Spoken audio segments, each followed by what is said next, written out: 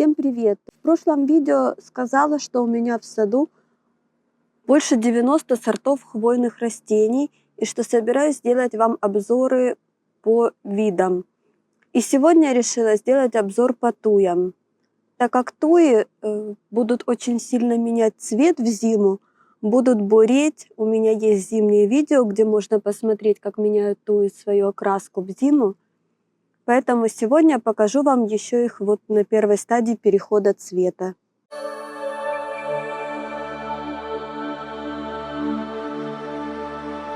Первая туя, с которой я решила начать и показать вам ее сегодня, это одна из тоже фавориток, наверное, таких в моем саду. Это туя Саграда. Смотрите, какая она необычная. У нее очень упругие ветви, и даже, может быть, она напоминает какой-то туполистный кипарисовик на первый взгляд. Но это туя. Это карликовая туя. Названа она в честь собора. Видимо, напоминает его по форме, по своей. Вот видите, она уже начала буреть на зиму. Летом она стоит такая ярко-ярко-зеленая. Вот видите, внутри какой у нее цвет красивый. И сейчас будет такая буренькая. Вот у нее тут хвоепад начался. Я ее еще так сильно не чистила. Что могу за нее сказать? Хоть и говорят, что это туя карликовая, и будет она в среднем метр, может быть 20, ну примерно в таких размерах. Но приросты у нее были хорошие, сантиметров по 10. Ну посмотрим, как этот сорт будет себя вести, как он будет себя проявлять. В моем саду эта туя в этом году получила такое место в партере. Очень красивая, необычная. Теперь ее, конечно, видно. Люблю эту тую. Любуюсь часто ею. Такая, конечно, вся закрученная, такие веточки интересные. Станет украшением любого японского садика, уголка и какого-то каменистого пейзажа в саду. Вот такая красавица туя Саграда. Раз уж рассказала про Саграду, пойду по порядку и покажу вам еще две туи, которые очень узкоколоновидные. Это туя Дегрудспайр. Смотрите, какой у нее рост хвои. Очень интересный. Так она закручивается. Вот смотрите, если туя Саграда уже коричневого цвета, в принципе, такая побурелая, то Дегрудспайр еще держится. У нас, в принципе, вот только сегодня ночью был первый раз минус. Ну, такой 0 даже больше. Утром встала, смотрю, изморозь лежит на некоторых цветах. На шалфее видно. Так что по вот этим туям Дегрудспайр, это будут высокие туи, около, наверное, 6 метров высотой. Но пишут, что они будут узкие, 50-60 сантиметров будет у них диаметр. Посадила здесь их с какой целью? Может быть, сделаю спирали со временем, такой вход в сад. Может быть, оставлю просто как две узких свечки. Посмотрю, то есть как будет меняться сама туя с возрастом и мое настроение. Красивые туи, такие необычные. Есть еще более тонкие туи. Сейчас я вам скажу. Городецкий Тауэр, да. Городецкий Тауэр туя еще тоньше. Но эти очень даже достойные, интересные туи. Сейчас попробую вам показать тую. Она пока еще маленькая, но растет тоже довольно быстро, неплохие приросты. Это туя филиформис. Видите, такой взрыв на макаронной фабрике. Вот она тут себя таким кустом формирует. Пока растет, пока непонятно, но будет очень красивая со временем туя. Нитчатая такая, веревочная. Видите, какие у нее длинные приросты. Ну, прирастает она прям по-хорошему. Сантиметров по 40. Вот это вот, видите, плеть. Вот это сезон этот. Ну, господи, наверное, сантиметров 60 точно. Не знаю, что это, макушка у нее будет или просто такой у нее хаотичный рост. Ну, такая шкодная туя. Наверное, садоводы делятся на любителей и нелюбителей таких вот форм. Мне нравится, почему нет? Причем, по моим наблюдениям, у меня кипарисовик, допустим, нитчатый, филифера нано, он у меня прямо горит, я его уже 2 раза пересаживала, и он лето в ужасном виде переносит. А вот туя филиформис прекрасно себя чувствует, не горит вообще. Вот такой еще насыщенный зеленый цвет. Она еще не побурела. Ну, тоже потом будет бурой в зиму. Ну, такая шкодная туйка. Еще хочу потом посадить себе випкорд. Совсем такую веревочную. Хочу ее на штамбе. Ну, вот пока вот это у меня нитчатая. Из колоновидных туй у меня растет вот туя колумна. Я ее посадила здесь в компанию к скумпии, чтобы создать такой красивый зеленый фон для ее красивых ярких листьев. Ну, что хочу вам сказать. Посадила я эту тую в прошлом году. Это очень будет быстрорастущая, видимо, туя, потому что она прибавила больше 40 сантиметров в высоту. Вот огромный у нее вот такой выстрелил прирост за 1 сезон. То есть, в принципе, довольно быстро растущая. Я ее буду застригать. Уже, я думаю, я ее весной начну формировать, чтобы она была такой набитой свечкой. Но вот если присматривать к быстрорастущим колоновидным туям, то колумну можно рассматривать. Вот такой вот у нее рост хвои. Видите, такой? Цвет тоже еще насыщенный, зеленый, не бурая на зиму. Ну, холодов еще таких не было. Я думаю, тоже в дальнейшем побуреет. Есть у меня тут еще вот такие малышата на подращивании, которые очень себя хорошо ведут, хорошо подрастают и очень красивые, нравятся мне по цвету. Это туя Европа Голд. Вот смотрите, она в зиму какая красивая. Она, кстати, летом желтая, и зимой у нее тоже в оттенке бронзового вот так красиво меняется хвоя. Это тоже будет колоновидная туя, но эта туя тоже хорошо будет смотреться в стрижке, иначе она будет такая рыхлая и развалистая. Вот посадила у меня много таких туечек. Хочу потом их застригать в такую колористическую живую изгородь. Друзья, вообще по поводу вот живых изгородей, если вы хотите поставить из туй стену, вот чтобы это была такая ровная, прямая, красивая стена, то это, конечно же, туя Брабант. У меня вот такой цели не было, у меня не позволяет сад такие ставить стены, маленькие размеры, поэтому я брала себе вот эти туи Европа Голд. Почему говорю, они будут у меня на контрасте. Я буду застригать, вот видите, здесь у меня ярко-голубой кипарис аризонский. И вот сзади эти туи будут ярко-желтые и будут подчеркивать вот эту голубую красивую хвою. Но я понимаю, что мои изгороди не будут сильно смыкаться, то есть они будут такими, в общем, растениями, которые будет видно, что это все-таки экземпляры такие. А если вы хотите прямо, чтобы это была стена и вообще не было видно отдельных растений, то, конечно же, Брабант. А сейчас покажу вам еще одну очень красивую, интересную туечку. Это карликовая туя. Это туя Зматлик. Смотрите, какими чешуйками растет эта туя.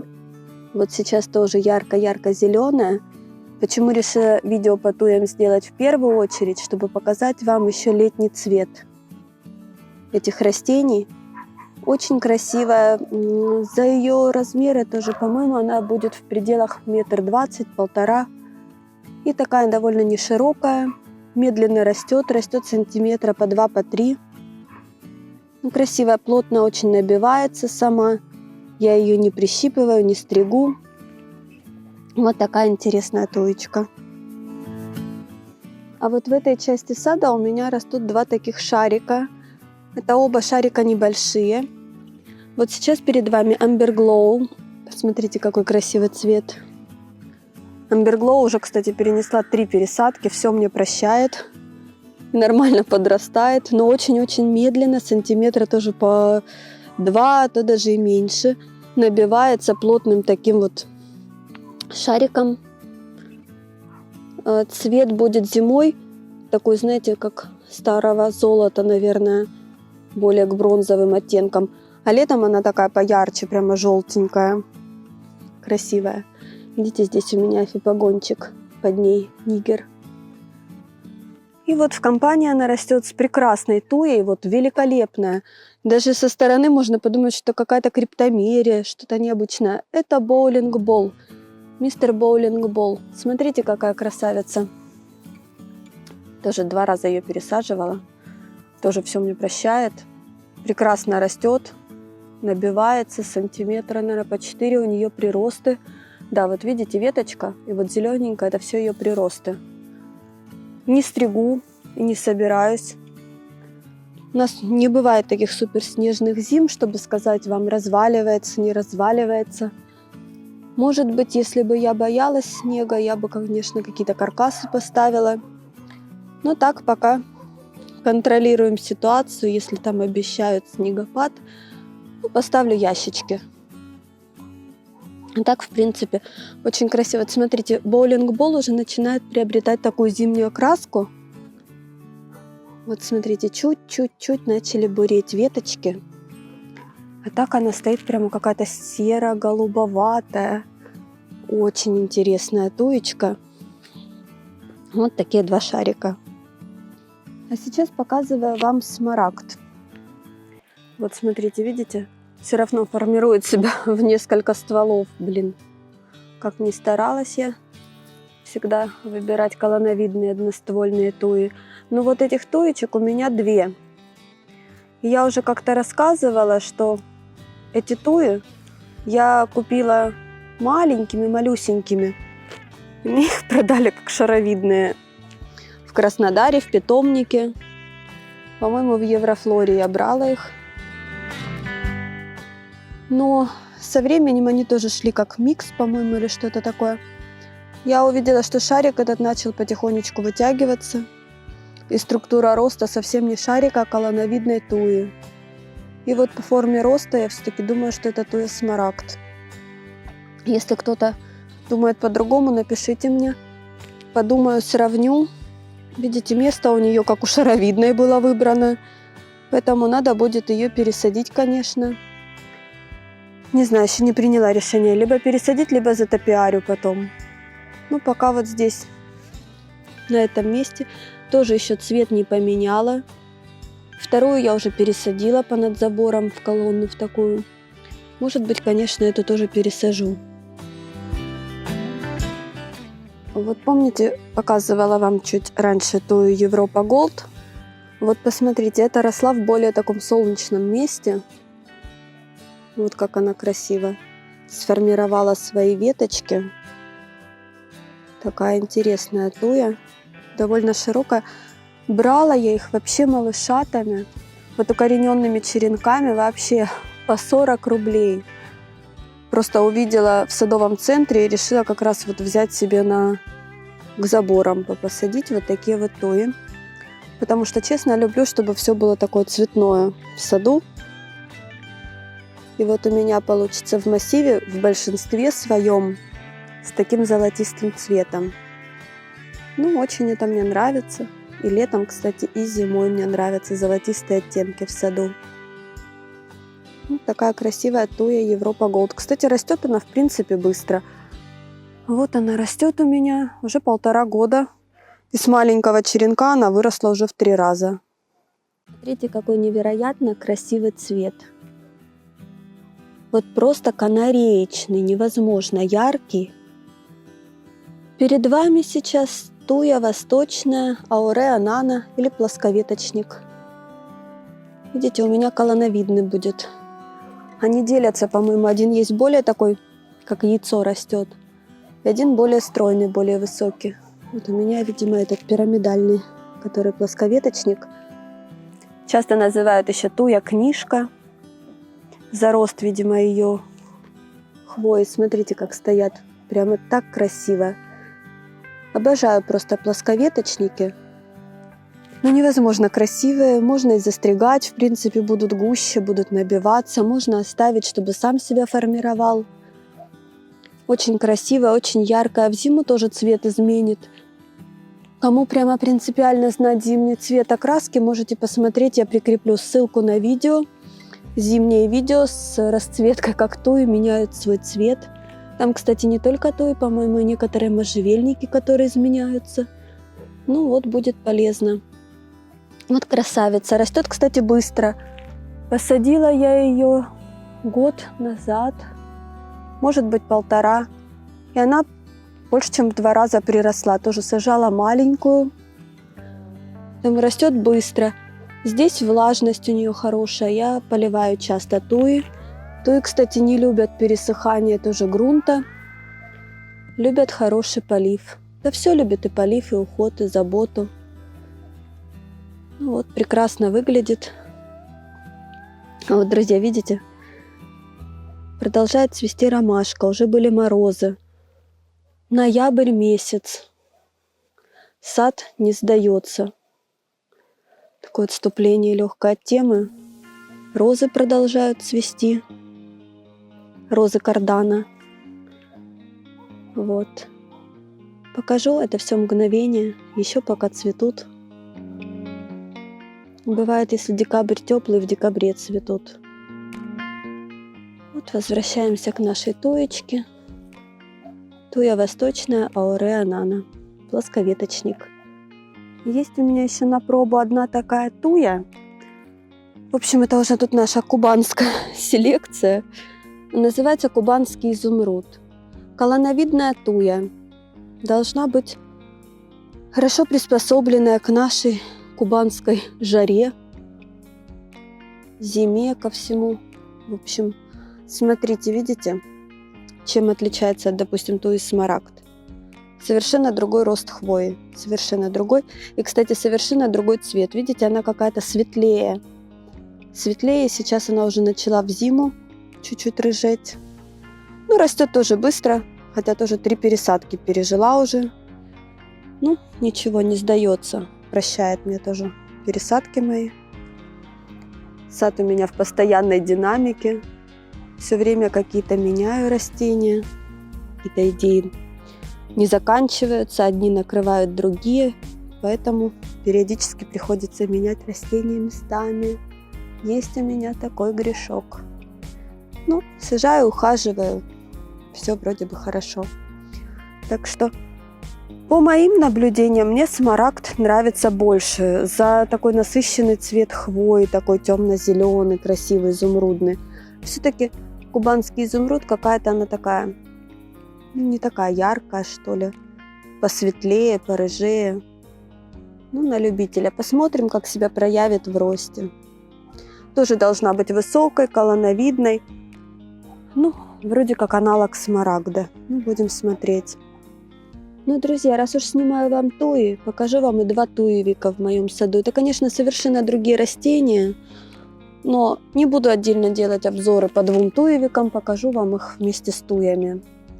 В чем отличие, видите, от туи? Хвоя толстая, плоская, длинная, с обратной стороны белого цвета. Очень красиво.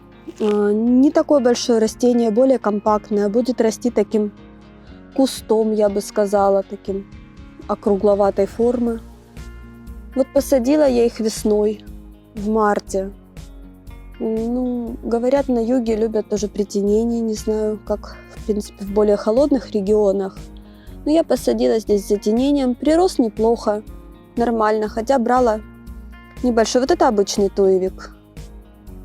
А, нет, это, по-моему, туевик у меня ауреа, да, видите, он золотистый. Ауреа. Сейчас покажу вам второй, у меня варигата. Вот этот туевик я просто обожаю. Вот просто обожаю его. Сейчас попробую вам показать вблизи. Вот это варигата. Видите, варигатный туевик. Посмотрите, какой он. Невероятно красивый. Вот с обратной стороны. Он такой прямо... Вот прямо белые такие красивые у него хвоинки. А с этой стороны, вот смотрите, насколько он яркий. Растет у меня тоже в тени. Не пригорел вообще ни капельки. Вот смотрите, прямо выдает белые. Прямо белоснежные веточки. Очень хороший куст. Вот этот, кстати, куст еще лучше прирастает. И прямо неплохо себя повел, подрос за сезон. По его размерам, наверное, около 1–1,5 метра, но я не всегда верю и прислушиваюсь в эти характеристики, так как условия выращивания могут быть разные. Климатические условия тоже разные. Где-то он вырастет 1–1,5 метра, где-то, наверное, и 2 все. В общем, будем смотреть, наблюдать с возрастом, как он будет себя вести. Но прирастает он довольно неплохо. Быстро, эффектно. Я думаю, будет себя набивать таким рыхлым шарообразным кустом. Красавец, конечно. Тоже очень любит влажность, любит полив и любит полутень. Туевик, видите, какой красивый. Ауреа. Прямо некоторые совсем белые у него приросты. Очень красивые. Есть у меня еще в саду 4 туи. Это сорт Холмструп. Смотрите, вот это растет у меня постоянно в контейнере. Конечно, подкармливаю, поливаю, но растет она прекрасно, великолепно себя чувствует. Довольно быстро растущая тоже туя. Колоновидная, но в отличие от смарагда, она более такая развалистая, у нее намного прямо шире к основанию туи, таким конусом больше растет. Но у нее очень интересно закручивается хвоя, такие прямо ракушки образовывает. Я вам покажу сейчас на более взрослых экземплярах. На этой пока так не видно. Не знаю, пока выращиваю в контейнере. Может быть, потом пересажу, конечно, в грунт. Может быть, топиарчик какой-нибудь буду учиться на ней делать. Пока так очень даже неплохо себя чувствует в контейнере. Конечно, с поливом. Эти туи Холмструп я уже брала около метра саженцами. Растут они у меня практически здесь в тени. Но помните, говорила, что хвоя прямо ракушками такими ложится. Очень интересный рост хвои. Эти я уже хорошо вычистила. Не застригала я их ни разу. Выросли они уже, в принципе, у меня уже около 3 метров высотой. Вот такие. Рыхлые, конечно. Можно их пристричь, чтобы они были более густыми. Я пока в раздумьях. У меня вторая, видите? Тоже. Эти туи посадила 3 года назад, получается, метровыми. И сейчас они уже около 3 метров. Видите, какой у них великолепный темп роста. Тоже, конечно, с поливом, с уходом. На этих туях щитовка была, я боролась с ней несколько раз. Прямо нападала на них, не знаю, почему именно на эти. Делала обработки, ракурс, спиноцид и все. Вся щитовка ушла. Будет что-то новое, будет что-то меняться, буду показывать изменения какие-то, может быть, ростовые какие-то характеристики. Зимой на них посмотрим. Сделаю также вам обзоры по елкам и по можжевельникам в моем саду. Тисы покажу. Решила, как уже сказала, с туй начать, потому что они поменяют цвет. Захотелось попробовать показать вам их еще на летней окраске. И хочу сейчас вам показать, сделать маленькое отступление, так как погода уже как раз нас подготавливает. В общем, вы помните магнолию мою, феруджину, которую мы посадили осенью. Это была осенняя посадка, это магнолия грандифлора. Причем пишут, что очень морозоустойчивая. Иногда в некоторых источниках даже писали 5-я зона. Но я, в общем, сумасшедшая женщина, заводчица растений. Сначала я подстраховалась. И мы сделали такой короб, подняли из поликарбоната и закрыли, я вам уже показывала и рассказывала, от восточно-северного ветра. У нас вот река на севере, с этой стороны получается восток. И я боялась, что самый холодный ветер будет отсюда, их вымораживать. Но на этом я не остановилась. И для подстраховочки мы вот сделали такой с мужем короб. Сделали его, оббили его пупыркой, пупырчатой пленкой.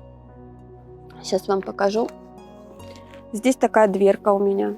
На ночь я ее закрываю. Вот так, когда холодно или мороз. В общем, вот в таком вот ларце будет зимовать моя красавица магнолия. Только с той вот причиной, чтобы она успела укорениться и чтобы она была защищена от ветра. Потому что все-таки ей будет комфортнее укорениться в таком вот домике. Свет проходит ей полностью. Вот так вот я ее открываю, проветриваю. Это моя подстраховка. Зима всегда непредсказуемая. Вы видите, друзья, опять вороны полетели. Непредсказуемая у нас. Бывает такая мягкая зима, что можно вообще к 8-й зоне нас причислить. А бывает просто как в прошлом году, когда минус 20 кратковременно, минус 16 неделю без разморозки практически. Вот для такого вот случая вот этот короб и сделан. Если будет очень холодно, то, скорее всего, повесим сюда, может быть, лампочку или там теплый пол, кабель там намотаем снизу, чтобы поднималось тепло наверх. В общем, принцип какой? Я в эту зиму не дам ей промерзать, чтобы она хорошо укоренилась. И буду ее закалять постепенно. Вот такая вот красавица. А вот такой вот, уже более такой, конечно, качественно сделанный короб муж сделал у меня для камелии. И он с запасом, то есть это парник, получается, в котором у меня будет также зимовать лимон Мейра.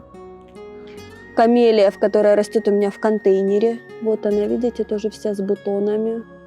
Вся красотка. И, конечно, камелия, вот, которая растет в грунте. Вот замульчированные они у меня. Но я, наверное, еще мешок мульчи высыплю, чтобы был побогаче, потолще слой. А здесь дверь. Мы сделали прямо такая большая дверь. То есть, когда зимой тепло, дверь будет открыта, все будет дышать. Когда холодно, конечно, все это закроется и будет обогреваться. Мы заказали датчик. Мы покажем вам всю эту схему, как мы это будем все собирать и делать, который будет автоматически включать кабель теплого пола, который мы разложим, скорее всего, вот здесь кольцами прямо по земле.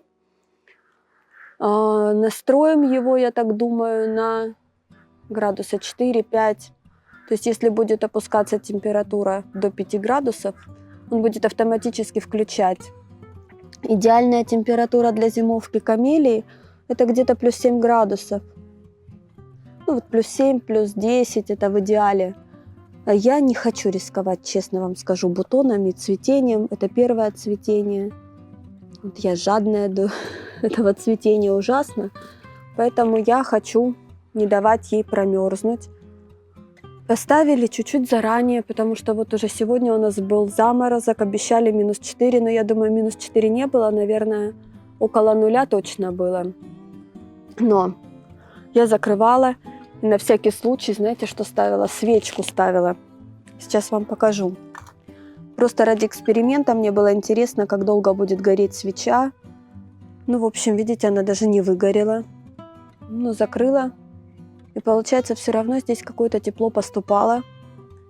Но внутри заморозка не было, это точно. Камелии тоже с возрастом, у них морозоустойчивость повышается.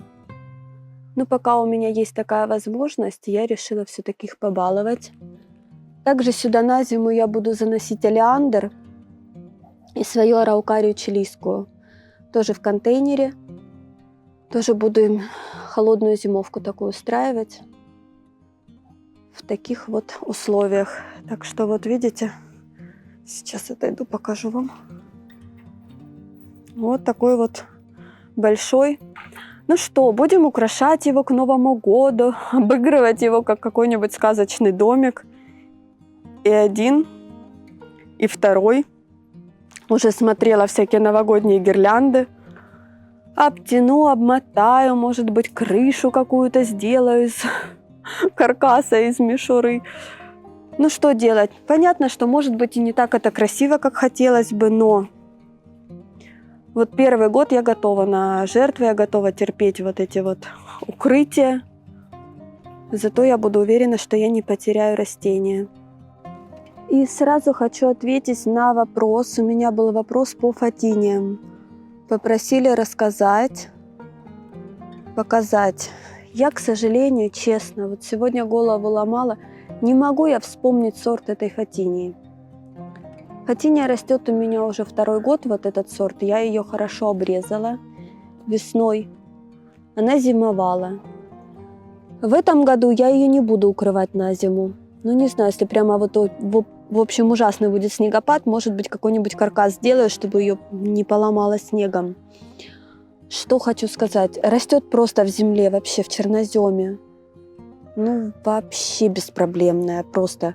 Ну, все поливаю, ее поливаю, все обрабатываю, ее обрабатываю. Вот этот сорт, кстати, не такой яркий. Видите, такой у нее больше бордово-коричневатый листик молодой. Но все равно красивая. Я думаю, буду стричь, она набьется. Видите, растет такая, как поросль. Таким вот кустиком. В общем, ну что... Зимой была одна проблема. Вот из-за того, что первую зиму она зимовала, а я боялась ужасно за нее. То я ее накрывала, то я ее раскрывала, тут коробку пластмассовую на ней ставила, лазила одно под снегом, там ее искала, проверяла. И, в общем, я ей поломала много листьев, потому что когда лист замерзает, он как стеклянный становится, ужасно хрупкий. Ну, в общем, я решила, что я ей больше навредила, чем помогла. Мне кажется, она будет прекрасно зимовать по сорту, не помню. Помню только ее размеры, что она невысокая, она будет около 1,5 метров. Потому что когда покупала, смотрела, и как-то не сохранилось ни в памяти, ни в каких-то источниках. В общем, посеяла сорт, будем так сказать. Так что будем наблюдать за ней. В общем, фатинии очень хорошо отзываются на обрезку. Обрезаем ее, она густеет, выгоняет у нее самые красивые листья, это молодые. Молодой прирост всегда очень яркий. Поэтому стрижем не жалеем, стригла весной. Вот после зимы как раз веточки, которые примерзли слегка или поломанные были, не очень красивые. В общем, безжалостно секатором все было срезано. На что она хорошо отозвалась и выгнала прямо много новых приростов. Вообще фатинии очень красивые растения. Для нашего климата великолепные. Ну что, друзья, до следующих обзоров. У нас такая холодная уже осень довольно-таки. Днем, правда, еще комфортно, но ночи уже холодные. Так что прощаюсь с вами на этом. До встречи в саду.